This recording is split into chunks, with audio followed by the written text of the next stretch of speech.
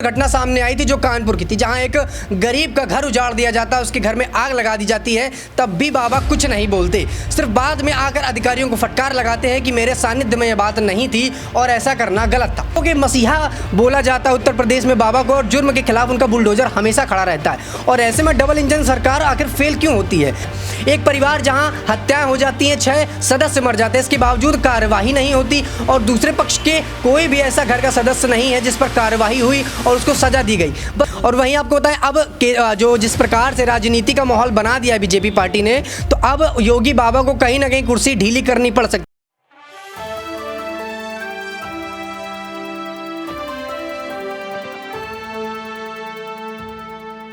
देवरिया हत्याकांड को लेकर लगातार घमासान मचा हुआ है। उत्तर प्रदेश के मुख्यमंत्री सीएम योगी आदित्यनाथ को लगातार घेरा जा रहा है। ये कहा जा रहा है कि आखिर क्यों उत्तर प्रदेश में ऐसी हत्याएं हो रही हैं जिस पर योगी आदित्यनाथ नहीं बोलते हैं। आखिर ऐसी क्यों घटनाएं होती हैं जहां आप माफियाओं को मारने की बात करते हैं, आप कहते हैं कि बुलडोजर चला देंगे, घर उजाड़ देंगे अगर जो ऐसा करेगा, लेकिन आखिर क्यों आपने यहाँ पर देवरिया हत्याकांड को लेकर, हत्यारों को लेकर एक भी टिप्पणी नहीं की? इस मुद्दे को लेकर लगातार जो है पूर्व मुख्यमंत्री अखिलेश यादव भी सीएम योगी आदित्यनाथ को घेरते हुए नजर आए हैं। उन्होंने बहुत कुछ कहा है। आखिर क्या कुछ कहा है, पहले आप अखिलेश यादव को सुनिए। मैं अपने पत्रकार साथियों का धन्यवाद देता हूं कि आज आपसे बात करने का मौका मिल रहा है। जो हालात उत्तर प्रदेश में हैं, अन्याय चरम सीमा पर पहुंच गया है। महंगाई तो पहले से ही चरम सीमा पर थी, बेरोजगारी चरम सीमा पर पहले ही थी, और जिस उम्मीद से जनता ने भारतीय जनता पार्टी को दोबारा मौका दिया, आज जब जनता आकलन करती है तो सबसे ज़्यादा दुख और तकलीफ इस सरकार में मिल रहा है। तहसील से लेकर के थाना और थाने से लेकर के ऊपर के अधिकारी, कहीं सुनवाई नहीं है। और जब सुनवाई नहीं है और अधिकारी निर्णय नहीं ले रहे हैं, सरकार का अगर दबाव है, तो किसी भी आम व्यक्ति को न्याय नहीं मिल पा रहा। जब अधिकारी मनमानी करेंगे और भारतीय जनता पार्टी के नेताओं के दबाव में काम करेंगे, तो कभी भी गरीब जनता को न्याय नहीं मिल सकता।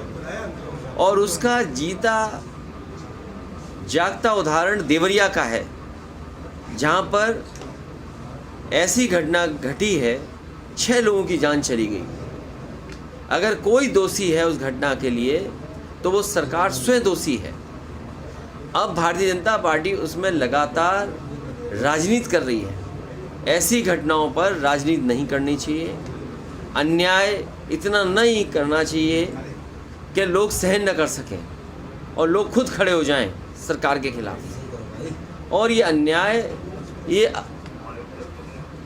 कहीं न कहीं सरकार के दबाव में ये अपराध हो रहा है। ये अन्याय नहीं बचा, अपराध हो रहा है। और सुनने में आ रहा है कि भारतीय जनता पार्टी के लगातार नेताओं की कोशिश है कि इससे राजनीतिक लाभ लिया जाए। राजनीतिक लाभ लेंगे अगर आप, तो घटनाएं बढ़ेंगी, कम नहीं होंगी। लेकिन जिस तरह से ईडी लगातार छापेमारी कर रही, कल अबू आदमी के ठिकानों पर भी हुई, संजय सिंह को भी गिरफ्तार किया गया, आपको क्या लग रहा है, क्या इसका भी राजनीतिक? देखिए, जो सरकार में रहता है वो इन संस्थाओं का इस्तेमाल करता है। पहले कभी इस्तेमाल हुए होंगी ये संस्थाएं, आज भारतीय जनता पार्टी की सरकार है, लेकिन भारतीय जनता पार्टी ने सब सीमाएं लांघ दी। वो केवल अपने वोट के लिए, दूसरे लोगों को अपमानित करने के लिए ईडी, सीबीआई, इनकम टैक्स का सहारा ले रहे हैं। हमारी तो मांग ये होगी कि भारतीय जनता पार्टी अगर ज़ीरो टॉलरेंस रखती है करप्शन के लिए, तो अपने नेताओं के, अपने विधायक, अपने लोगों का आकलन करें कि किन किन की संपत्ति बढ़ गई है, और जिन जिन की संपत्ति लगे कि ज़्यादा बढ़ गई है, तो उनके खिलाफ भी वही कार्रवाई होनी चाहिए जो विपक्ष के खिलाफ कार्रवाई कर रहे हैं।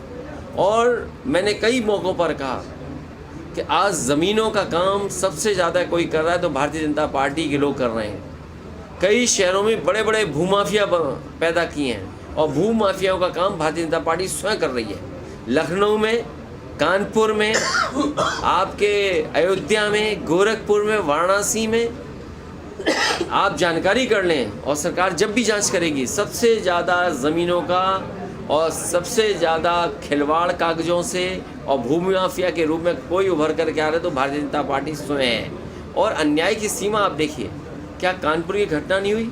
एक किसान की ज़मीन लिखवा ली, 6 करोड़ का चेक दे दिया, बाद में उस गरीब आदमी से चेक वापस दिया, चेक फाड़ दिया, उसे आत्महत्या करनी पड़ी।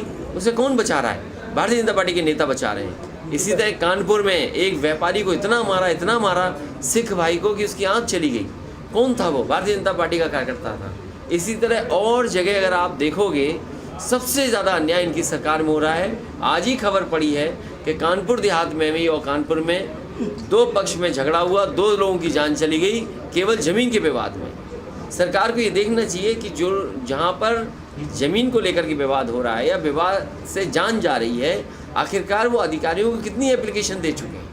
सर, उद्योगपति मालूमाल हो रहे हैं, कहीं न कहीं किसान परेशान है, किसान आत्महत्या कर रहा है, कैसे देखते हो सर? देखिए, धान की फसल तैयार है और अभी तक धान की खरीद का इंतज़ाम नहीं किया सरकार ने। गेहूं तो प्राइवेट कंपनियों से खरीदवा लिया और धान की कोई भी तैयारी सरकार ने नहीं की। हफ्ते 2 हफ्ते में धान कटने लगेगा। सरकार कहाँ से खरीदेगी, ये कोई सरकार का इंतज़ाम नहीं। इसीलिए सरकार किसानों की नहीं है, गरीब की नहीं है, गांव में रहने वालों की सरकार ये नहीं है। ये सरकार है बड़े बड़े लोगों की, उद्योगपतियों की।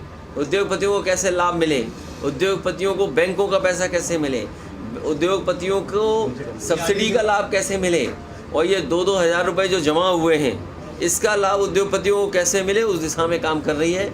सुना है आज आखिरी तारीख है, कल आखिरी तारीख थी। कहीं ऐसा ना हो कि बीजेपी फिर बढ़ा दे समय 1 हफ्ता, क्योंकि हो सकता है उनके जानने वालों के पैसे अभी 2000 पूरे जमा ना हुए हो।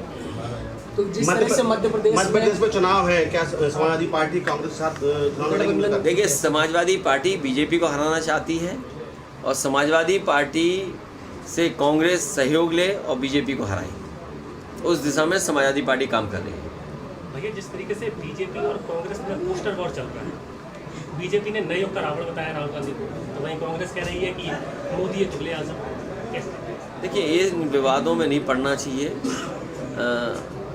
सही मायने में किसान का भला हो, गरीब को सुविधा मिले और जो स्वास्थ्य सेवा। तो सुना आपने अखिलेश यादव को। अखिलेश यादव ने साफ तौर पर यहाँ पर योगी आदित्यनाथ पर निशाना साधा, उन पर तंज कसा। दर्शकों, एक रिपोर्ट भी सामने है। उस रिपोर्ट में ये कहा गया है कि जहाँ एक तरफ देवरिया, जी हाँ, ये गलियाँ, ये सड़कें, ये खेत खलियान जो इस वक्त ऐसे उजाड़ नजर आ रहे हैं, पहले ना थे। पहले यहाँ की गलियाँ वीरान नहीं थी, पहले ये गलियाँ, ये खेत, ये रास्ते सब कुछ गुलजार थे।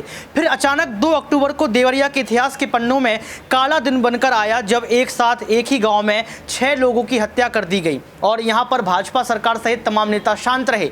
एक तरफ संसद में रमेश बिधूड़ी जो है यहाँ पर कुछ भी बोल देते हैं, अमर्यादित भाषा का प्रयोग कर देते हैं, तब भी जो है यहाँ पर भाजपा सरकार के नेता चुप्पी जो है बनाए रखते हैं। तो सवाल ये उठता है कि क्या यहाँ पर भाजपा अपने नेताओं को बचाने का काम करती है? सीएम योगी आदित्यनाथ, जिनको जो है बाबा कहा जाता है, उनको ये कहा जाता है कि उनके होते हुए उत्तर प्रदेश में जो है वाल बांका भी नहीं हो सकता है। ये कहा जाता है कि रात को 12 बजे घर से कोई भी निकल जाए, कोई बच्ची निकल जाए स्कूटी से, तब भी कुछ नहीं होगा।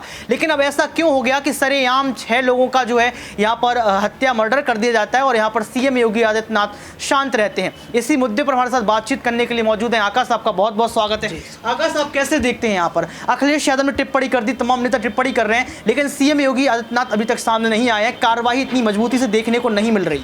जी हाँ, बिल्कुल। देखिए, जिस तरीके से उत्तर प्रदेश में घटनाएं आज सामने आ रही हैं, तो जहां उत्तर प्रदेश को उम्मीदों का प्रदेश कहा जाता था, अब उलझनों का प्रदेश बनता हुआ नजर आ रहा है। कुछ दिनों पहले उत्तर प्रदेश में एक और घटना सामने आई थी जो कानपुर की थी, जहां एक गरीब का घर उजाड़ दिया जाता है, उसके घर में आग लगा दी जाती है, तब भी बाबा कुछ नहीं बोलते। सिर्फ बाद में आकर अधिकारियों को फटकार लगाते हैं कि मेरे सानिध्य में यह बात नहीं थी और ऐसा करना गलत था। बजाय उसके मुआवजा देने के योगी आदित्यनाथ ने कुछ नहीं किया, उस मामले पर अपनी टिप्पणी नहीं दी।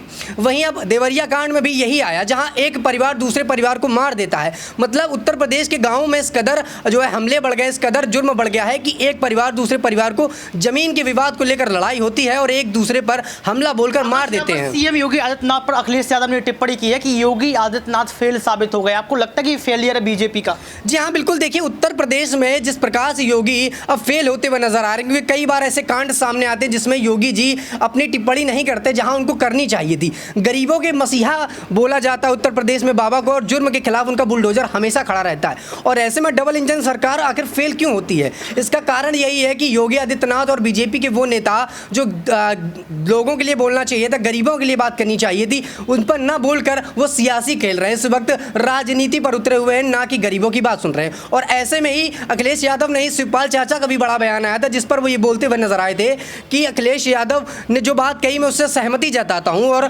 बीजेपी पार्टी पर बड़ा तंज कसा।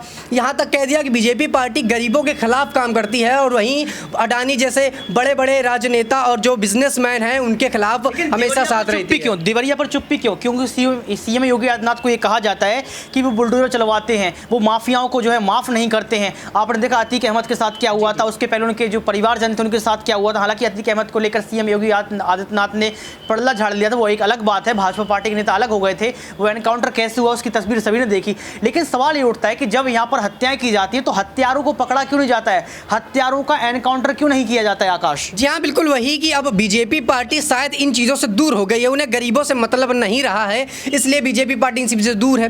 वो बात करती है तो ऐसे मुद्दों पर जिसका शायद राजनीति पे गरीबों का और पिछड़े जातियों का या आम आदमी का कोई हाथ नहीं है। मतलब वो राजनीति की बातें करते हैं, वो बिजनेस की बातें करते हैं। बिजनेस करना, राजनीति करना अलग मुद्दा है, लेकिन पहले जमीन पर उतर के गरीबों की बातें सुनिए, गरीबों का दुख सहनिए, तब आपको समझ में आएगा कि गरीब आखिर क्या झेल रहा है। एक परिवार जहां हत्याएं हो जाती हैं, 6 सदस्य मर जाते हैं, इसके बावजूद कार्रवाई नहीं होती, और दूसरे पक्ष के कोई भी ऐसा घर का सदस्य नहीं है जिस पर कार्रवाई हुई और उसको सजा दी गई। बस बात यहां आकर अटक जाती है कि जल्द से जल्द इस पर कार्रवाई की जाएगी। आखिरकार को डर क्या है? कार्रवाई कर सकते हैं, डबल इंजन की सरकार का आपने जिक्र किया, पुलिस उनके हाथों में है, जो है केंद्र की सरकार के जो है प्रधानमंत्री उनके हर चीज उनके हाथों में। उसके बाद आपको लगता नहीं है कि यहाँ पर कहीं ना कहीं डर है, या क्या कारण हो सकते हैं यहाँ पर जो है कार्रवाई ना होने के? देखिए, बीजेपी पार्टी इस वक्त अब राजनीति खेल खेल रहे हैं, उसको शायद अब लोगों से, आम जनता से मतलब नहीं रहा, वो राजनीति का खेल खेल रही है और राजनीति पर उतरी हुई है। आप देखिए कि राजस्थान से लेकर मिजोरम तक जो चुनाव होने वाले हैं उस पर बीजेपी की पकड़ तेज है, लेकिन आम जनता पर नहीं है। तो कहीं ना कहीं अब इस बार योगी, जो कि उत्तर प्रदेश में माना जाता था कि इनके जैसा सीएम नहीं हुआ है 23 सालों में, योगी ने आकर क्राइम खत्म कर दिया और वो क्राइम दोबारा से बढ़ रहा है। वही भी चुनाव के पहले, चुनाव आने वाले इससे पहले योगी जी अपनी राजनीति पर ध्यान दे रहे हैं, तो क्या आम जनता पर ध्यान नहीं देना चाहिए? ये बड़ा सर 8 दिन हो गए, 8 दिन हो गए, 2 अक्टूबर को ये घटना होती है, 8 दिन यहाँ पर हो गए हैं, और यहाँ पर लगातार एक के बाद एक उत्तर प्रदेश के तमाम नेता जो विपक्ष में बैठे हुए हैं वो बयानबाजी कर रहे हैं और ये कह रहे हैं कि सीएम योगी आदित्यनाथ पूरी तरीके से फेल है। उन्होंने जिस तरीके से बड़े दावे किए थे, वादे किए थे, वो सब कुछ चौपट हो चुके हैं। क्या आपको लगता है, अभी आपने अखिलेश यादव के बयान को भी सुना है, क्या आपको लगता है कि सीएम योगी आदित्यनाथ को कुर्सी छोड़ देनी चाहिए जब इस तरीके की जो है काम नहीं कर पा रहे, क्योंकि हत्याएं 6 हुई हैं?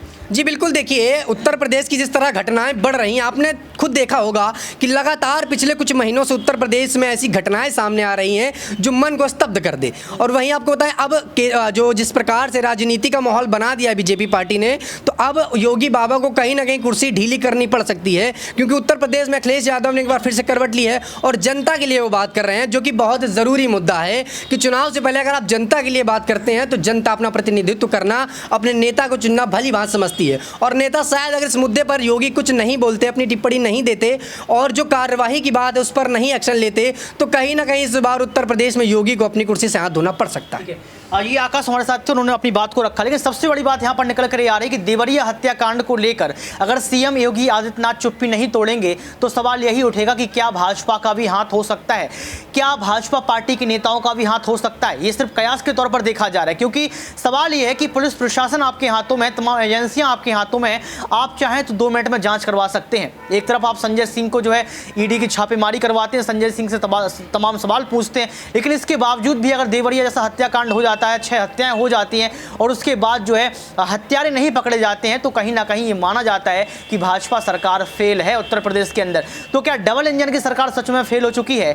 आखिर उन परिवार के आंसुओं का हिसाब कौन करेगा जिनके घर में हत्याएं हुई हैं? और 6 हत्याएं, ये कहा गया कि जहां देवरिया के अंदर दिन गुलजार होते थे, जहां की प्रकृति को देखने के बाद जो है खुशी मिलती थी, आज वह देवरिया कहीं ना कहीं इतिहास के काले पन्नों में जो है दर्ज हो गया है। काले पन्ने में दर्ज इसलिए हो गया है क्योंकि वहां पर 6 हत्याएं हुई हैं और 8 दिन होने के बावजूद भी यहां पर सीएम योगी आदित्यनाथ ने कोई बड़ी कार्रवाई नहीं की। अंतिम सवाल यहां पर जो है आकाश से लेंगे। आकाश, आपको क्या लगता है कि कार्रवाई कब तक हो जाएगी, और अगर कार्रवाई होती है तो हत्यारों को क्या सजा होनी चाहिए? आकाश, देखिए, जिस तरीके से अभी कार्रवाई की आपने बात की, तो पिछले 8 दिनों में जब कार्रवाई नहीं हुई तो मुझे नहीं लगता कि आने वाले समय में कार्रवाई होगी। और अगर विपक्ष के बार बार बयानबाजी करने के बाद अगर योगी सरकार इस मुद्दे पर आती है कि कार्रवाई होती है, तो मेरे हिसाब से कार्रवाई में उनको सज़ा ज़रूर मिलनी चाहिए, और ऐसी सज़ा जो दोबारा से ऐसे काम करने के लिए रोक दे। क्योंकि उत्तर प्रदेश में लोग जुर्म करने से पहले सोचते नहीं, और जब कर लेते हैं तो उसकी सज़ा से डरते हैं। तो ऐसी सज़ा होनी चाहिए जो इन क्राइम वालों को रोक सके, और आगे आने वाले समय में एक मैसेज जाए कि क्राइम करोगे तो सज़ा ऐसी भयानक होगी। बिल्कुल, देखिए यहाँ पर सजा को लेकर बातचीत कही गई है, लेकिन सबसे बड़ी बात यह है कि आखिर सजा होगी कब? सीएम योगी आदित्यनाथ कब फैसला लेंगे, कब हत्यारों को पकड़ा जाएगा, और क्या परिवार वालों से पूछा जाएगा कि इनको कौन सी सजा देनी चाहिए? क्योंकि देवरिया हत्याकांड जैसी कई सारी घटनाएं जो है उत्तर प्रदेश में होती रहती हैं, जिनकी खबर आप तक नहीं पहुंच पाती है, और ये कहा जाता है कि उत्तर प्रदेश से क्राइम खत्म हो गया है, उत्तर प्रदेश जो है उम्मीदों का शहर, जैसा कि आकाश ने बताया था। तो क्या यही उम्मीद सीएम योगी आदित्यनाथ से रह गई है कि आप देवरिया में हत्याकांड करवा रहे हैं, आप देवरिया में होने वाले हत्याकांड के हत्यारों को नहीं पकड़ रहे हैं? सवाल ये उठता है कि हत्या किसने की हो, हत्यारे कोई भी हो, लेकिन सवाल सीएम योगी आदित्यनाथ पर ही उठेंगे, क्योंकि वो मुख्यमंत्री हैं और वो आला कमान है उत्तर प्रदेश के। और अगर आला कमान से सवाल नहीं पूछे जाएंगे तो किससे पूछे जाएंगे? विपक्ष अपना काम कर रहा है, अब देखना ये पड़ेगा कि सीएम योगी आदित्यनाथ कब एक्शन में आते हैं और कब एक्शन का कनेक्शन बन के हत्यारों को पकड़ा जाएगा, उनको सजा दी जाएगी। आप इस मुद्दे को लेकर क्या सोचते हैं और क्या ही सजा मिलेगी हत्यारों को? आप कमेंट बॉक्स में जरूर बताएं। आज के इस खास प्रोग्राम में बस इतना ही। देखते रहिए नेक्स्ट 9 न्यूज पॉलिटिकल बाइट।